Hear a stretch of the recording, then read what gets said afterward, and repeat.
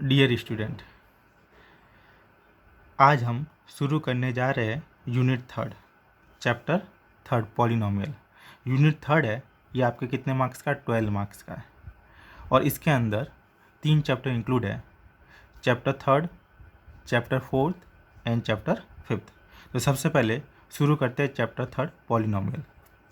Polynomial जो आपके variable होते हैं, जिसकी वेरियस वैल्यू होती है, वेरिएबल से जो भी टर्म बनती है, एक या एक से ज़्यादा टर्म से बना जो भी आपके फंक्शन होता है, वो आपके क्या कहलाता है? पॉलिनोमियल कहलाता है। एक टर्म भी हो सकती है उसके अंदर, 2 टर्म भी हो सकती है और 2 से ज़्यादा भी हो सकती है।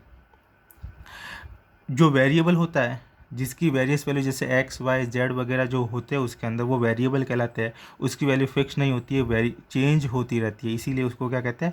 वेरिएबल कहते हैं। उसके साथ में जो कोफिशिएंट आते हैं, जैसे कोई मैंने लिख दिया 3x + 4, ये आपके पॉलिनोमियल कहलाएगा। इसके अंदर 2 टर्म है, पहली टर्म ये और दूसरी टर्म ये, 2 टर्म है, इसको क्या बोलते हैं? बाइनोमियल। जिस पॉलिनोमियल में एक टर्म होती है उसको मोनोनोमियल बोलते हैं, जिस पॉलिनोमियल में 2 टर्म होती है उसको बाइनोमियल बोलते हैं, वैसे ही 3 टर्म वाले को ट्राइनोमियल बोलते हैं, और ऐसे कंटिन्यू चलता जाएगा। ये अपन ने 9 क्लास में स्टडी कर दी थी, पॉलिनोमियल किसे कहते हैं और एक टर्म वाले पॉलिनोमियल को क्या बोलते हैं, 2 टर्म वाले पॉलिनोमियल को क्या बोलते हैं। तो वैसे ये 2 टर्म वाला पॉलिनोमियल है, इसको बोलेंगे बाइनोमियल। बाइनोमियल में इसके अंदर देखेंगे x आ रहा है और 3 और 4 आ रहा है। जो x है इसकी वैल्यू अपन को नहीं पता होती है और इसकी वैल्यू कुछ भी हो सकती है, चेंज होती रहती है, इसीलिए इसको बोला जाता है वेरिएबल। वेरिएबल का मतलब भी होता है वेरियस वैल्यू वाला, और जिनकी वैल्यू फिक्स होती है वो आपके क्या कहलाते हैं? कांस्टेंट। इसमें कांस्टेंट 3 और 4 है। कांस्टेंट टर्म कौन सी है? 3 और 4, और x क्या है? वेरिएबल है। जो भी अपन इसके अंदर पावर की बात करेंगे वो वेरिएबल के पावर की बात करेंगे, कांस्टेंट के पावर की बात नहीं करेंगे। इसमें लिखा हुआ है the highest power of the x is called the degree. जो भी आपके पॉलिनोमियल होता है, अगर x में है तो x की हाईएस्ट पावर देखनी है, अगर y में है तो y की हाईएस्ट पावर देखनी है। तो हाईएस्ट पावर ऑफ वेरिएबल या highest power of x is called degree. जो भी पॉलिनोमियल होता है उसकी हाईएस्ट जो पावर होती है वो आपके क्या कहलाएगी? डिग्री कहलाएगी। इसके अंदर डिग्री क्या है? 1 है, क्योंकि x की हाईएस्ट पावर क्या है? 1 है। x की पावर 1 भी हो सकती है, 2 भी हो सकती है, 3 भी हो सकती है, और उसमें से देखना है कि जो हाईएस्ट पावर है वो इसकी क्या कहलाती है? डिग्री कहलाती है, डिग्री ऑफ पॉलिनोमियल। पावर के बेस पे, बेसिस ऑफ पावर, पावर के बेस पे पॉलिनोमियल को अदर टाइप में डिवाइड किया गया है। जैसे पावर अगर 1 हो, हाईएस्ट पावर कितनी हो? 1, तो उसको लीनियर पॉलिनोमियल कहते हैं, और लीनियर पावर की डिग्री क्या होती है? 1। डिग्री 1 का मतलब हो गया highest power 1। For example ax + b, यहाँ पे x की पावर कितनी है? 1 है, x की हाईएस्ट पावर 1 है, यानी डिग्री 1 है, इसीलिए इसको क्या बोलेंगे? Linear polynomial. सेकेंड आपके है क्वाड्रेटिक पॉलिनोमियल। क्वाड्रेटिक का मतलब होता है जिसकी हाईएस्ट पावर कितनी हो? 2 हो, या डिग्री कितनी हो? 2 हो। For example ax² + bx + c। इसके अंदर जो x की हाईएस्ट पावर, देखो x की पावर 1 भी है और x की पावर 2 भी है, इन दोनों में से हाईएस्ट पावर क्या है? 2, तो इसकी डिग्री कितनी हो जाएगी? 2, और जिसकी डिग्री 2 होती है उस पॉलिनोमियल को बोलते हैं क्वाड्रेटिक पॉलिनोमियल। फिर है क्यूबिक पॉलिनोमियल। क्यूबिक पॉलिनोमियल में डिग्री कितनी होती है? 3। जैसे for example ax³ + bx² + cx + d। इसके अंदर जो x की पावर है 1 भी है, 2 भी है, 3 भी है, लेकिन जो हाईएस्ट पावर है वो कितनी है? 3 है, तो इसकी डिग्री कितनी हो जाएगी? 3, और इसको बोला जाएगा cubic polynomial. Linear, quadratic, cubic, यानी 3 डिग्री तक इनके स्पेशल नाम है। इसके आगे जो भी डिग्री आएगी उसके अंदर कोई स्पेशल नाम नहीं है। जैसे 5 अगर डिग्री है तो उसको 5th डिग्री पॉलिनोमियल कहेंगे। अगर पावर n है, हाईएस्ट पावर n है, तो उसको n डिग्री पॉलिनोमियल बोला जाता है। तो 1 डिग्री वाले को लीनियर, 2 डिग्री वाले पॉलिनोमियल को क्वाड्रेटिक, एंड 3 डिग्री वाले पॉलिनोमियल को क्या बोला जाता है? Cubic polynomial. इसके अंदर जो कांस्टेंट आ रहे हैं a, जो एग्जांपल अपन ने लिए है उसके अंदर कांस्टेंट आ रहे a, b, c, d etcetera. जैसे इसके अंदर पहले वाले एग्जाम्पल के अंदर कांस्टेंट ए और बी आ रहा है। यहाँ पे बी 0 हो सकता है या कुछ भी हो सकता है, लेकिन ए है नॉट इक्वल 0। ए क्या होगा? Not equal 0। अगर ए 0 हो गया तो एक्स वाली टर्म भी क्या हो जाएगी? 0 हो जाएगी और एक्स ही हट जाएगा। जब एक्स ही हट जाएगा तो वो आपके लीनियर पॉलिनोमियल नहीं होगा। इसी प्रकार इसको अपन बोलते हैं क्वाड्रेटिक पॉलिनोमियल। इसके मल्टीप्लाई में जो एक्स ए आ रहा है वो 0 नहीं होना चाहिए, बाकी कांस्टेंट 0 हो सकता है। क्योंकि अगर ए 0 हो गया, जो हाईएस्ट पावर है वो ही क्या हो जाएगी? 0 हो जाएगी। तो केवल हाईएस्ट पावर क्या रह जाएगी? 1। तो ये क्वाड्रेटिक पॉलिनोमियल नहीं होगा। जो आपके हाईएस्ट पावर वाली टर्म होती है उसके मल्टीप्लाई में जो भी कांस्टेंट आता है उसकी वैल्यू 0 नहीं होनी चाहिए। ए बी सी डी ये आपके पॉजिटिव इंटीजर्स होते हैं, इनकी वैल्यू कुछ भी हो सकती है, पॉजिटिव भी हो सकती है और नेगेटिव भी हो सकती है, इंटीजर्स होते हैं। लेकिन जो हाईएस्ट पावर वाला आता है टर्म, उसके मल्टीप्लाई में जो वैल्यू होगी कांस्टेंट वो 0 नहीं होनी चाहिए। पावर के बेस पे इनको लीनियर, क्वाड्रेटिक, क्यूबिक एक्सेट्रा कहते हैं। और टर्म के बेस पे जो अपन ने 9th क्लास में पढ़ा था, इनका नाम है, जो एक टर्म वाला होता है उसको मोनोमियल कहते हैं, 2 टर्म वाले को बाइनोमियल कहते हैं। जैसे ये बाइनोमियल है, इसके अंदर 3 टर्म है तो इसको ट्राइनोमियल, 4 टर्म वाले को क्या बोलते हैं? टेट्रानोमियल। ऐसे कंटिन्यू चलता जाएगा। चैप्टर 3 पॉलिनोमियल के अंदर जो अपन पढ़ने जा रहे हैं उसकी सबसे पहले हेडिंग देख लेते हैं कि इसके अंदर कौन कौन से टॉपिक के बारे में पढ़ेंगे। पॉलिनोमियल के अंदर सबसे पहले पढ़ेंगे जीरो ऑफ ए पॉलिनोमियल, कि पॉलिनोमियल के जीरो क्या होते हैं। फिर पढ़ेंगे coefficient and division algorithm, second topic. इसी के अंदर थर्ड टॉपिक पढ़ेंगे the nature of root and solution of a quadratic polynomial या क्वाड्रेटिक इक्वेशन। इक्वेशन और पॉलिनोमियल में सिंपल सा इक्वल का डिफरेंस होता है। अगर पॉलिनोमियल के अंदर इक्वल का साइन आ जाता है तो वही पॉलिनोमियल आपके क्या कहलाती है? इक्वेशन कहलाती है। अगर इक्वल का साइन नहीं हो तो उसको अपन क्या कहते हैं? पॉलिनोमियल कहते हैं। लास्ट है एचसीएफ और एलसीएम। पॉलिनोमियल से related HCF, LCM, nature of root of solution of quadratic equation, coefficient and division algorithm, zero of polynomial. ये 4 टॉपिक के बारे में इस चैप्टर के अंदर पढ़ेंगे और इसके बारे में चैप्टर कंप्लीट हो जाएगा। सबसे पहला टॉपिक लेते हैं अपन जीरो ऑफ पॉलिनोमियल।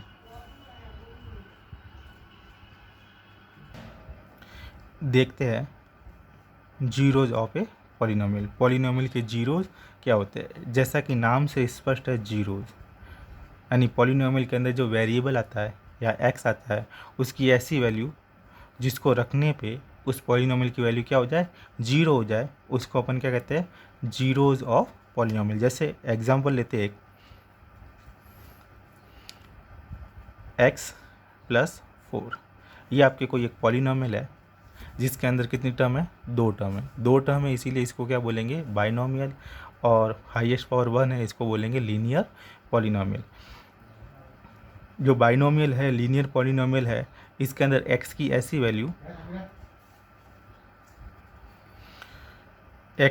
वैल्यू जिसको रखने पे इस पॉलिनोमियल की वैल्यू क्या हो जाए? 0 हो जाए। यानी x की जगह ऐसा क्या रखे कि सॉल्व करने पे क्या आ जाए? 0 आ जाए। यहाँ पे क्लियर दिख रहा है। अगर मैं x इक्वल क्या रख दूँ? -4। x इक्वल -4 रख दूँ और इसको मैं सॉल्व करता हूँ तो इस पॉलिनोमियल की वैल्यू क्या आ जाएगी?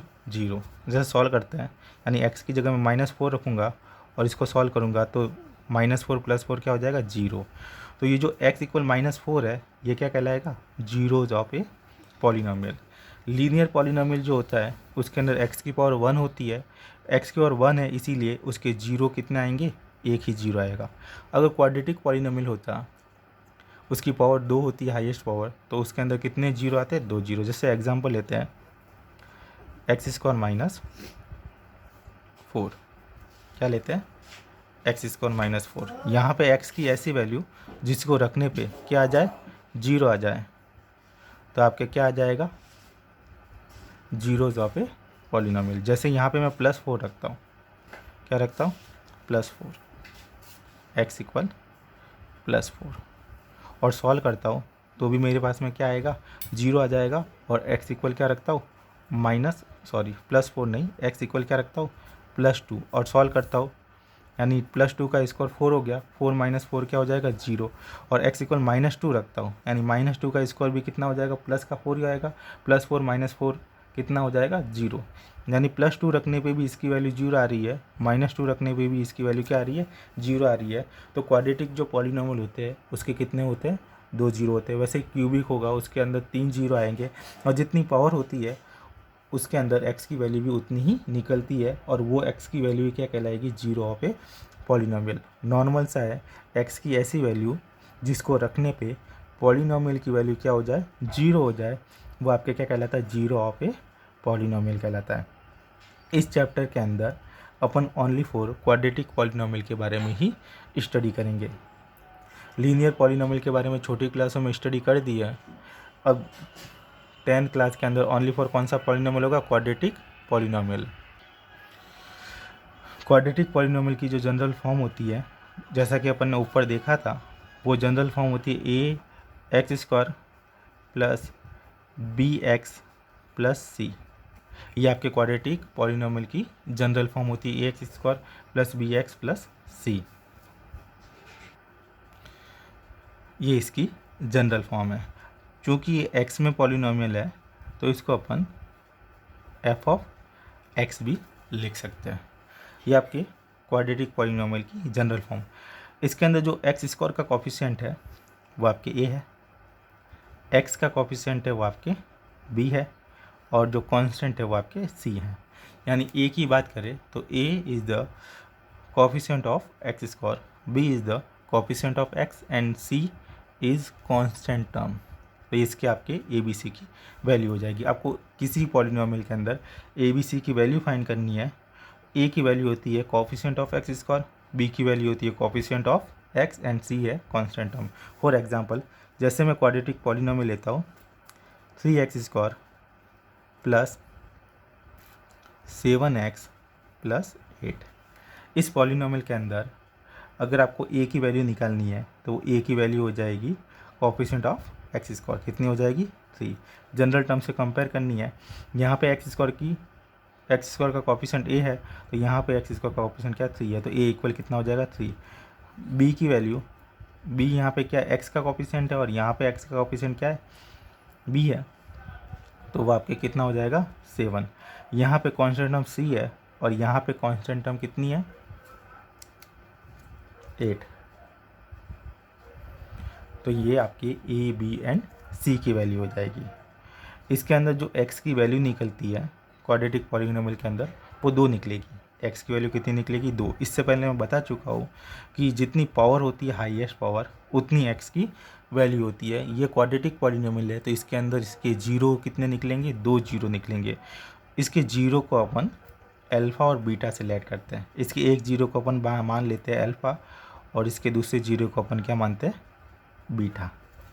ये एक सिंबल दिया गया है, कुछ भी मान सकते हैं नॉर्मल सा। इसमें पहले वाले 0 को अल्फ़ा माना गया है और दूसरे वाले 0 को क्या माना गया है बीटा। x की जो 2 वैल्यू निकलेगी वही आपके क्या है 0 होंगे और उसको एक सिंबल दे दिया अल्फ़ा और बीटा। और ये a b c क्या है coefficient of x² x and constant term. a है x² का कोफिशिएंट, b है x का कोफिशिएंट और c है कांस्टेंट टर्म। और ये अल्फ़ा है first 0 of quadratic polynomial, beta है first 0 of second 0 of quadratic polynomial. ये कोफिशिएंट और 0 के अंदर रिलेशन होता है, उसको अपन देखते हैं। Relation between 0 and coefficient. इससे पहले अपन ने देख लिया है कि 0 क्या होते हैं और कोफिशिएंट क्या होते हैं। उन दोनों के अंदर रिलेशन होता है, वो रिलेशन अपन आगे देखते हैं।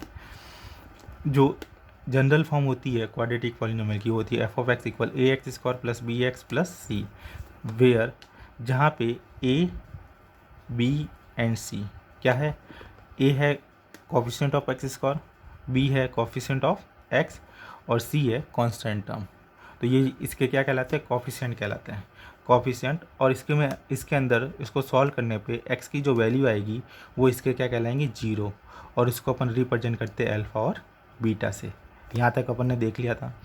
अब इन दोनों के अंदर रिलेशन होता है वो रिलेशन आपको ध्यान रखना है। पहला रिलेशन होता है, दो रिलेशन होते हैं इसके अंदर। पहला रिलेशन होता है सम ऑफ जीरोज़, यानी अल्फ़ा प्लस बीटा। ये किसके इक्वल होता है? Minus coefficient of X upon coefficient of X square, यानी sum of zero equal minus B by A. जब इस इक्वेशन को सॉल्व करोगे तो सम ऑफ जीरो की वैल्यू क्या आएगी? Minus B by A. फिर है product of zero, product of zero यानी अल्फ़ा इंटू बीटा, वो आपके होता है constant term upon coefficient of X square. ये आपके दो रिलेशन होते हैं, इन दो रिलेशन को आपको ध्यान रखना है। पहला रिलेशन है product of zero alpha plus beta equal minus B by A, और दूसरा रिलेशन है पहला रिलेशन है sum of zero alpha plus beta equal minus B by A, और दूसरा रिलेशन है product of zero equal C by A. अब अपन आगे देखते हैं। अब हम इससे रिलेटेड एक एग्जांपल सॉल्व करते हैं। टेक्स्ट बुक का एग्जांपल नंबर फर्स्ट है, थ्योरी कंप्लीट हो गई है। अब एक्सरसाइज से पहले एग्जांपल सारे सॉल्व करेंगे। पहला एग्जांपल है find the zeros of quadratic polynomial. ये क्वाड्रेटिक पॉलिनोमियल है, इस चैप्टर के अंदर अपन क्वाड्रेटिक पॉलिनोमियल ही पढ़ेंगे। X square minus 2x minus 8 and verify the relationship between the zero and the coefficient. इसके अंदर आपके अल्फ़ा और बीटा की वैल्यू भी फाइंड करनी, यानी इसके जीरो फाइंड करना है। जीरो फाइंड करने के बाद इसके कोफिशिएंट और जीरो के बीच में जो रिलेशन है उसको वेरीफाई करेंगे। तो सबसे पहले जीरो कैसे फाइंड करते हैं, सॉल्व। सबसे पहले अपन क्वाड्रेटिक पॉलिनोमियल को लेट कर देते हैं, क्योंकि ये एक्स में पॉलिनोमियल है, इसको अपन क्या लेट कर सकते हैं, एफ ऑफ एक्स। वाई में पॉलिनोमियल होता है तो इसको अपन क्या लेट करते हैं, एफ ऑफ वाई। तो एफ ऑफ एक्स इक्वल हो जाएगा x square minus 2x minus 8। अब यहाँ पे x की वैल्यू फाइंड करने के लिए जो भी क्वाड्रेटिक पॉलिनोमियल होता है उसको क्या करना है, फैक्टर करना है। पहली स्टेप क्या होगी, इसको फैक्टराइज करना। फैक्टराइज करने की जो मेथड होती है क्वाड्रेटिक पॉलिनोमियल के अंदर, आपको क्या करना है, बीच वाले टर्म के ऐसे टुकड़े करने हैं कि मल्टीप्लाई से क्या आना चाहिए, इन दोनों का प्रोडक्ट। -8 और एक्स स्क्वायर का प्रोडक्ट हो जाएगा -8 एक्स स्क्वायर। क्या ध्यान रखना है कि बीच वाली टर्म के ऐसे टुकड़े करने कि उनको मल्टीप्लाई करने से तो ये आना चाहिए, और अगर यहाँ पे माइनस होता है तो माइनस करने पे क्या आना चाहिए, यही जो है वही। देख तो एक्स स्क्वायर के तो टुकड़े फिक्स होते हैं, एक्स इंटू एक्स, इसके टुकड़े करने की ज़रूरत नहीं होती है। एक्स स्क्वायर के जो एक ही टुकड़े होंगे एक्स इंटू एक्स, टुकड़े अपन को -8 के करने हैं, यानी 8 के टुकड़े किसके करने, 8 के। 8 के ऐसे टुकड़े करने कि मल्टीप्लाई करने से तो कितना आना चाहिए, 8 ही आना चाहिए, और माइनस करने से कितना आना चाहिए, 2 आना चाहिए। डायरेक्ट सोच भी सकते हो कि इसके ऐसे कौन से टुकड़े होंगे जिनको मल्टीप्लाई करने से तो -8 आता है, यानी 8 आता है, और प्रोडक्ट माइनस करने पे 2 आता है। वो आपके 4 और 2 होते हैं, जिनको मल्टीप्लाई करने से 8 आता है और माइनस करने से क्या आता है, 2 आता है। और निकालने का तरीका भी है, ये इजी है, डायरेक्ट पता चल जाएगा। लेकिन जो बड़े टुकड़े आएंगे तो वो डायरेक्ट पता नहीं चलेंगे, उसको निकालने की मेथड है। सबसे पहले इसके अंदर 1 का डिवाइड देना है, कितनी बार जाएगा, 8 टाइम्स। आपको देखना है इनको माइनस करने पे 2 आ रहा है, नहीं आ रहा है, तो फिर इसके अंदर नेक्स्ट टर्म का डिवाइड देना, जिसका डिवाइड इसके अंदर पूरा जाता हूँ। इसके अंदर देखते हैं डिवाइड करने पे कितना आ रहा है, 4। इन दोनों को माइनस करने पे क्या आ रहा है, 2 आ रहा है, तो ये इसके टुकड़े हो जाएंगे। एक्स के जो टुकड़े वो इसके साथ में लिख दो, यानी ये 2x हो जाएगा, ये 4x। अब इसकी जगह कैसे लिखना है, ये एक्स स्क्वायर, इस 2x की जगह क्या लिखना है, माइनस करने पे 2x आना चाहिए, तो पहले 4x लिख दो, फिर -2x लिख दो। मैंने क्या किया, इस 2x की जगह 4x माइनस 2x लिख दिया। 4x माइनस 2x का मतलब क्या होता है, 2x ही होता है, इसकी वैल्यू चेंज नहीं होनी चाहिए। इसको दो टुकड़े में ऐसे इसलिए डिवाइड किया क्योंकि कॉमन ले सकें। 3 में से कॉमन नहीं आएगा, आपको क्या करना है, इसको 4 टर्म बनानी, ताकि दो में से क्या ले सके, कॉमन ले सके, और कॉमन लेने के बाद इसके क्या कर सके, अपन फैक्टराइज कर सके। अब ये माइनस को अंदर भेजते हैं, जब भी माइनस अंदर मल्टीप्लाई होगा माइनस इंटू प्लस, तो माइनस प्लस क्या होता है -4x, ये माइनस और ये माइनस क्या हो जाएगा प्लस। सिंपल सा याद रखना है, जब भी ब्रैकेट के बाहर माइनस हो उसको अंदर भेजते हैं तो अंदर वाली सभी टर्म के क्या होते हैं साइन चेंज हो जाते हैं। जो प्लस की है वो माइनस की हो जाएगी और जो माइनस की है वो किसकी हो जाएगी प्लस की। अब इसके देखो 4 टर्म हो गई, 4 पार्ट हो गए, 2 2 के पेयर बना दो, उनमें जो कॉमन आ रहा है वो कॉमन ले लो। अब देखो इसके अंदर भी x है, इसके अंदर भी x है, तो दोनों में से क्या आ जाएगा x कॉमन आ जाएगा। ये एक्स स्क्वायर का मतलब होता है x इंटू एक्स। एक्स कितनी बार है 2 बार है, 2x में से 1x बाहर चला जाएगा, बचेगा क्या केवल 1x। यहाँ पे x भी और 4 भी है, तो x तो अपन ने कॉमन ले लिया बाहर, तो बचेगा क्या केवल 4।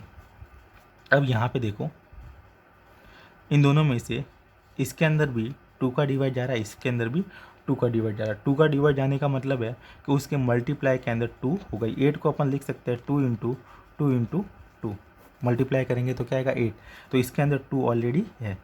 तो कितने 2 है 8 के अंदर 3 2 है, उसमें से अपन क्या कर देते एक 2 को कॉमन ले लेते हैं। यहाँ से 1 2 चला गया तो केवल क्या बचेगा x, और 8 है उसके अंदर 2 इंटू 2 3 2 है, उसमें से एक 2 अपन क्या ले लेते हैं 12, बचेगा क्या 2 इंटू 2 यानी 4।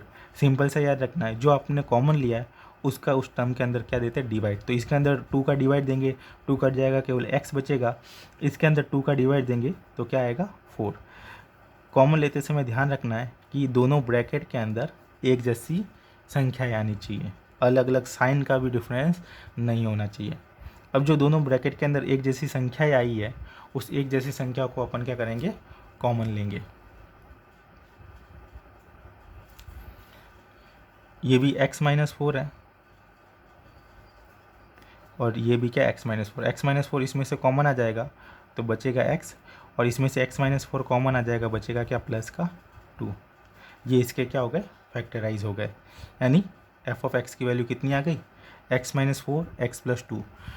जीरो फाइंड करने के लिए क्वाड्रेटिक पॉलिनोमियल के जीरो फाइंड करने के लिए सबसे पहले अपन को क्या करना पड़ता है उस क्वाड्रेटिक पॉलिनोमियल के फैक्टर करना है। ये फैक्टर करने का तरीका हो गया। क्वाड्रेटिक पॉलिनोमियल के फैक्टर करने का तरीका है जो बीच वाली टर्म है उसको क्या करना 2 टर्म में डिवाइड करना, ऐसी 2 टर्म में डिवाइड करना कि मल्टीप्लाई करने से इन दोनों का प्रोडक्ट आना चाहिए, और यहाँ माइनस हो तो माइनस करने पे ये आना चाहिए, अगर यहाँ पे प्लस हो तो प्लस करने से बीच वाली टर्म आनी चाहिए। अब चूँकि अपन को जीरो फाइंड करना है तो अपन क्या करेंगे f ऑफ x इक्वल क्या ले लेंगे 0, यानी x की ऐसी वैल्यू फाइंड करनी है जिसको रखने पे उस पॉलिनोमियल की वैल्यू क्या हो जाए 0। f ऑफ x अपन ने क्या माना था उस पॉलिनोमियल को माना था, इस पॉलिनोमियल की वैल्यू क्या होनी चाहिए 0 होनी चाहिए। f ऑफ x की वैल्यू रख दो, f ऑफ x की वैल्यू है x² minus 2x minus 8 equal 0। अपन ने इसके फैक्टर कर दिया है, फैक्टर क्या आ गए x-4 और x + 2 इक्वल 0, यानी कुल मिला के जो फैक्टर आया उस फैक्टर के इक्वल आपको क्या रखना है 0 रखना है। 0 फाइंड करने के लिए x-4 और x + 2 इक्वल 0, फैक्टराइज जो भी आया है उसके इक्वल में आपको क्या रखना है 0 रखना है। अब दोनों को अलग अलग कर दो, जो पहले वाला फैक्टर है उसके इक्वल भी क्या कर दो 0 रख दो, और जो सेकंड वाला फैक्टर है उसके इक्वल भी क्या रख दो 0 रख दो।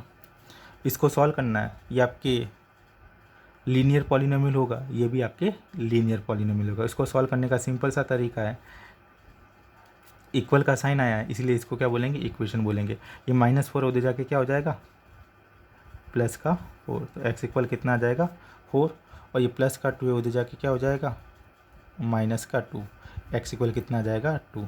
ये इसके क्या हो गए 0 हो गए। पहले वाले 0 को अपन अल्फ़ा बोल लेते हैं, दूसरे वाले 0 को बीटा, यानी एक को अपन अल्फ़ा ले लेते हैं दूसरे को अपन बीटा ले लेते हैं। जो आप पॉलिनोमियल गिवन था उसके ये दोनों क्या हो जाएंगे 0। अब चेक करेंगे कि ये सही है या गलत है, वो चेक करने के लिए आपको क्या करना पड़ेगा इन दोनों की वैल्यू 1 बाय 1 उस पॉलिनोमियल में रखनी है, और सॉल्व करोगे तो उस पॉलिनोमियल की वैल्यू क्या आ जाएगी 0 आ जाएगी। अगर पॉलिनोमियल की वैल्यू 0 आती है तो आपके चेक हो जाएगा कि आंसर सही है। अगर नहीं आती है 0 तो आपने कहीं मिस्टेक की है। इसका सेकंड पार्ट है। पहले पार्ट के अंदर आपको क्या फाइंड करना था, 0 ऑफ ए पॉलिनोमियल, जो कि अपन ने फाइंड कर दिया। यस के दोनों क्या हो जाएंगे आंसर। 0 ऑफ पॉलिनोमियल क्या हो जाएंगे 4 और -2। नेक्स्ट है रिलेशन बिटवीन 0 एंड कोफिशिएंट। अभी अपन क्या फाइंड करेंगे, रिलेशन। किसमें रिलेशन, 0 और कोफिशिएंट के अंदर। रिलेशन का अपन ने एक फॉर्मूला पढ़ा था, उसी फॉर्मूले को अपन को क्या करना है, वेरीफाई करना है। पहला वाला था प्रोडक्ट ऑफ 0, प्रोडक्ट ऑफ 0 यानी अल्फा प्लस सम ऑफ 0 यानी अल्फा प्लस बीटा। अल्फा की वैल्यू कितनी है 4, बीटा की वैल्यू कितनी है -2,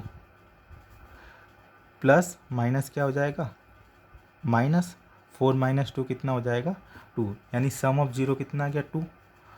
और फिर अपन निकालेंगे -b/a की वैल्यू।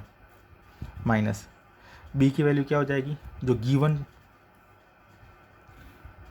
गिवन क्वाड्रेटिक पॉलिनोमियल है वो आपके है x² -2x और -8। मैंने बताया था जो x² का कोफिशिएंट होता है वो आपके क्या होता है 1, कोई कोफिशिएंट नहीं होता तो 1 होता है। जो x का कोफिशिएंट होता है वो आपके क्या होता है b, कितना होगा -2, और जो कांस्टेंट टर्म है वो आपके क्या है -8। ये ABC की वैल्यू आ गई, यानी b की वैल्यू कितनी हो जाएगी -2 और a की वैल्यू कितनी हो जाएगी 1,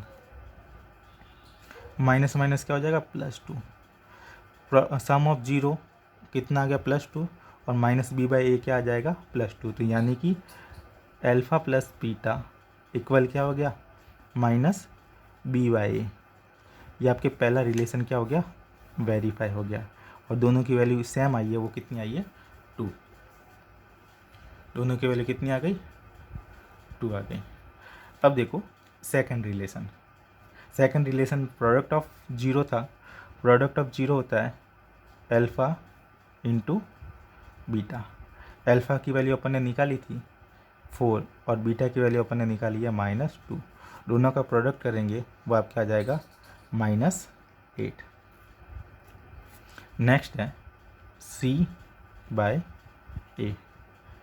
इसके अंदर देखेंगे c की वैल्यू कितनी है -8 और a की वैल्यू कितनी है +1, यानी आपके पास में कितना आ जाएगा -8। प्रोडक्ट ऑफ 0 किसके इक्वल आ गया, प्रोडक्ट ऑफ 0 इक्वल c/a, कितना आ गया -8। ये दूसरा रिलेशन भी क्या हो गया, वेरीफाई हो गया। क्वेश्चन के अंदर अपन के 2 पार्ट थे।